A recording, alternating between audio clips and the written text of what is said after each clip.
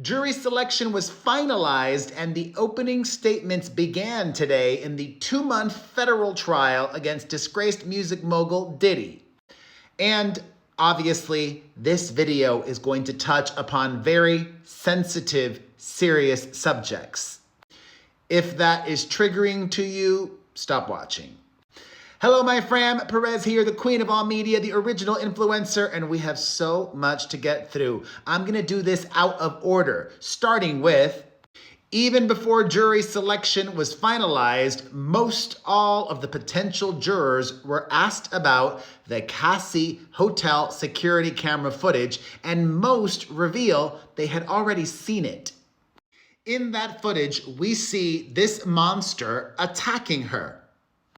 And in a surprising move, his lawyer said, yeah, it is what it is, but it's not what it seems.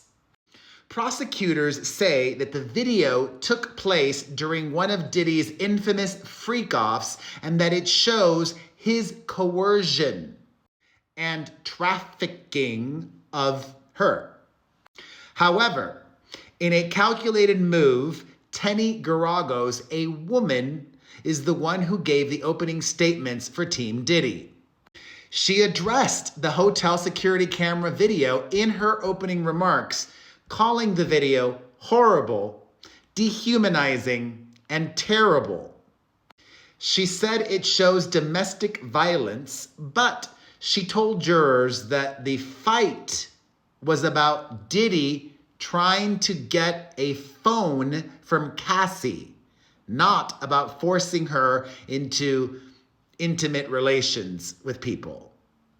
And the prosecutors do argue that Diddy did force women into situations that they did not want to be in. And good old Tenny Garagos gave us some victim blaming, saying, quote, for Cassie, she made a choice every single day for years. A choice to stay with him. Cassie has not taken the stand yet, but she is expected to testify later this week. And today, her husband was spotted in the courtroom. Prosecutors gave us a preview of what we could expect from her testimony. Prosecutor Johnson says, Cassie will tell you that she felt like she was choking when Combs made an escort urinate in her mouth. And do you all want to know one of the craziest things about all of this today? In court supporting him are his mother and children. Does he think that that's going to help him with the jury? It would actually sway me more towards a guilty verdict because what? What kind of thinking is that? Having your kids hearing all of this? Speaking of his kids, his 18-year-old twin daughters took to social media yesterday to remember their late mother, Kim Porter. They said, "Dear Mommy, you were the best mommy anyone could have ever had, and we are so blessed that God chose you to be our mommy. We miss you so very much every single day, and we wish you could be here with us today. These last couple years have been so extremely difficult without you by our side.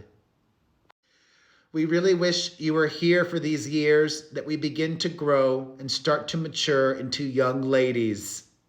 And he's not doing any helping. He's hurting his children in so many ways, I think. His very high-powered lawyers today began to argue their case as to why Diddy is not guilty of the federal crimes that he's been charged with: trafficking, racketeering, and prostitution. Sean Combs is a complicated man, said Garagos in her opening statements. But this is not a complicated case, she told the jurors, in a courtroom with no cameras, unfortunately. However, as I have been, I will continue to follow this every single day. His lawyer tried to argue, quote, This case is about voluntary choices made by capable adults in consensual relationships. Or so they claim. Cassie and others will testify to the contrary. The prosecutor says they will tell you about some of the most painful experiences of their lives. The days they spent in hotel rooms, high on drugs, dressed in costumes to perform the defendant's sexual fantasies. This is the first time I'm hearing about costumes. In an interesting asterisk, Diddy's lawyer claims that the only freak-off videos that will be shown at trial come from Cassie's phones. His lawyer argues that the power dynamics between them ran in the opposite direction. Ask yourselves, who had the power? Who had the control? She told jurors. Later, we will also be hearing from another one of Diddy's ex-girlfriends and a former employee named Mia. It's possible that even more former Diddy employees will also be taking the stand, and his lawyer says, why are they making this allegation now? They are set to testify about a hostile work environment. Garagos said that the accusers want money. Rather than go to law enforcement, Ventura went to a civil lawyer for a money grab, she alleges. His lawyer added that drugs for both Diddy and the women were for personal use, not to incapacitate them or for him to have his way with them. And his lawyer also said that the use of escort companies is common. However, she warned the jury, you're not here to judge or impose your moral beliefs. And while Diddy's lawyer said that he did commit domestic violence, she reminded the jury that that is not what he is charged with in this case.